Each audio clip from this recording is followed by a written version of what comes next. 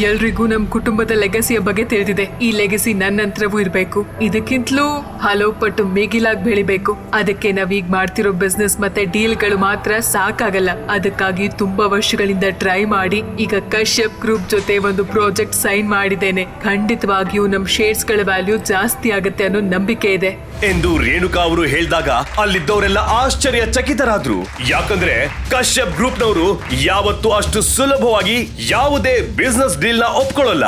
ಈ ವಿಷಯ ಕೇಳಿ ಎಲ್ರಿಗೂ ತಮ್ಮ ಬಿಸ್ನೆಸ್ ಡೆವಲಪ್ ಆಗ್ತಿರೋದನ್ನ ಕೇಳಿ ತುಂಬಾನೇ ಖುಷಿಯಾಗಿತ್ತು. ಅದರಲ್ಲೂ ಭರತ್ ಅದಾಗ್ಲೇ ತನ್ನ ಮನಸ್ಸಿನಲ್ಲಿಯೇ ಹಲವಾರು ಕನಸುಗಳನ್ನ ಕಟ್ಟಿಕೊಂಡ. ಆದ್ರೆ ಅಲ್ಲೇ ಮೂಲೆಯಲ್ಲಿ ಕೂತ್ಕೊಂಡಿದ್ದ ವಿರಾಜ್ ಮಾತ್ರ ಎಲ್ರನ್ನ ಸಣ್ಣಗೆ ಮುಗುಳ್ನಗ್ತಾ ನೋಡ್ತಿದ್ದ. ಆಗ ಯಾರು ಊಹಿಸಿರಲಾದಂತೆ ಆ ಸ್ಟಾರ್ ಹೋಟೆಲ್ ನ ಹೊರಗಡೆ ದೊಡ್ಡ ಕಲರವ ಏರ್ಪಟ್ಟಿತ್ತು. ವಿಶ್ವನಾಥ್ ಕಶ್ಯಪ್ ಅವರ ಕಾರುಗಳು ಅಲ್ಲಿಗೆ ಬಂದು ನಿಂತಿದ್ವು ಮತ್ತು ಅವರು ತಮ್ಮ ಸ್ಟಾಫ್ ಗಳ ಜೊತೆ ವೇಗವಾಗಿ ಹೆಜ್ಜೆ ಇಡ್ತಾ ಒಳಗ್ ಬರ್ತಾ ರೇಣುಕಾ ಅವರ ಬರ್ತ್ಡೇ ಪಾರ್ಟಿ ನಡೀತಿರೋ ಹಾಲ್ಗೆ ಬರ್ತಾರೆ. ಅವರನ್ನು ನೋಡಿ ರೇಣುಕಾ ಮತ್ತವರ ಕುಟುಂಬ ಆಶ್ಚರ್ಯಚಕಿತರಾಗಿ ನಿಂತ್ಕೊಂಡ್ರು. ಅಷ್ಟು ದೊಡ್ಡ ವ್ಯಕ್ತಿ ಇಲ್ಲಿಗೆ ಯಾಕೆ ಬಂದಿದ್ದಾರೆ ಅಂತ ಎಲ್ರಿಗೂ ಶಾಕ್ ಆಗಿತ್ತು. ಆದ್ರೆ ಒಂದು ನಿಗೂಢ ಕಾರಣಕ್ಕೆ ಆ ಕುಟುಂಬದ ಮುಖ್ಯಸ್ಥರಾದ ರಾಧಾಕೃಷ್ಣರಾವ್ ಮೂಕ ಪ್ರೇಕ್ಷಕರಾಗಿದ್ರು.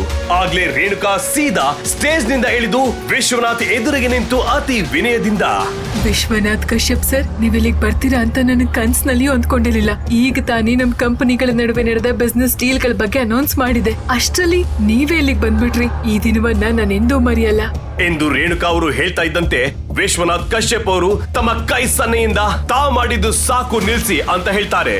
ನೀವು ತಪ್ಪಾಗಿ ಯೋಚನೆ ಮಾಡ್ತಾ ಇದ್ದೀರಾ ರೇಣುಕಾ ಅವರೇ. ನಾನಿಲ್ಲಿಗೆ ಬಂದಿರೋದು ನಿಮ್ಮನ್ನ ನೋಡೋಕೋ ಅಥವಾ ನಿಮ್ಮ ಫಂಕ್ಷನ್ ನಲ್ಲಿ ಭಾಗಿಯಾಗೋದಕ್ಕೋ ಅಲ್ಲ. ನಾನಿಲ್ಲಿಗೆ ಬಂದಿರೋದು ವಿರಾಜ್ನ ಹುಡ್ಕೊಂಡು ಎಂದು ಅವರು ಗಂಭೀರವಾಗಿ ಹೇಳಿದಾಗ ಅಲ್ಲಿದ್ದವರೆಲ್ಲ ಭಯದಿಂದ ನಡುಗಿ ಹೋದ್ರು. ಸುರಭಿ ಆಶ್ಚರ್ಯದಿಂದ ತನ್ನ ಗಂಡ ವಿರಾಜ್ನ ಮುಖವನ್ನ ನೋಡ್ತಾಳೆ. ಭರತ್ ಅಂತೂ ಶಾಕ್ ನಿಂದಲೇ ನಿಂತಿದ್ದ. ಏನ್ ಹೇಳ್ತಿದ್ರ ವಿಶ್ವನಾಥ್ ಸರ್? ವಿರಾಜ ಅವನು ನೀವು ಹುಡ್ಕೊಂಡು ಬರುವಷ್ಟು ಅವನೇನ್ ದೊಡ್ಡ ವ್ಯಕ್ತಿಯಾ? ಹೇಳ್ತಿದ್ರೆ ನಾವೇ ಅವನನ್ನ ಕಳಿಸ್ತಿದ್ವಿ. ಹೌದು, ಅವನು ಯಾಕೆ ನೀವು ಎಂದು ರೇಣುಕಾ ಅವರು ಕೇಳಲು ವಿಶ್ವನಾಥ್ ಕಶ್ಯಪ್ ಅವರು ಅವರನ್ನ ಕೋಪದಿಂದ ನೋಡ್ತಾರೆ. ಆಗ ತನ್ನ ಟೇಬಲ್ ನಿಂದ ಸ್ಟೈಲ್ ಆಗಿ ಎದ್ದ ವಿರಾಜ್ ನಡ್ಕೊಂಡು ಬಂದು ವಿಶ್ವನಾಥ್ ಕಶ್ಯಪ್ ಅವರ ಮುಂದೆ ನಿಲ್ತಾನೆ. ಹಲವು ತಿಂಗಳುಗಳ ನಂತರ ವಿರಾಜ್ ನನ್ನ ನೇರವಾಗಿ ನೋಡ್ತಿದ್ದ ವಿಶ್ವನಾಥ್ರ ದೇಹ ಕಂಪಿಸತೊಡಗಿತ್ತು. ಅವರು ವಿರಾಜ್ ನ ಮುಂದೆ ಮಂಡಿಯೂರಿ ಅವನ 2 ಕೈಗಳನ್ನ ಹಿಡಿದು ಮುತ್ತ ನೀಡ್ತಾರೆ. ಇದನ್ನು ನೋಡಿದ ರೇಣುಕಾ ಅವರ ಕುಟುಂಬದವರೆಲ್ಲರೂ ಶಾಕ್ ಆದ್ರು. ಹಾಗಿದ್ರೆ ಯಾರು ಈ ವಿರಾಜ್? ವರ್ಷ ಪೂರ್ತಿ ಬರೀ 4 ಜೋಡಿ ಬಟ್ಟೆಗಳನ್ನೇ ಧರಿಸ್ತಿದ್ದ ವ್ಯಕ್ತಿಯ ಮುಂದೆ ಕರ್ನಾಟಕದ ಅತಿ ದೊಡ್ಡ ಬಿಸ್ನೆಸ್ ಗ್ರೂಪ್ ನ ಓನರ್ ಮಂಡಿಯೂರಿ ಕೂತಿದ್ಯಾಕೆ?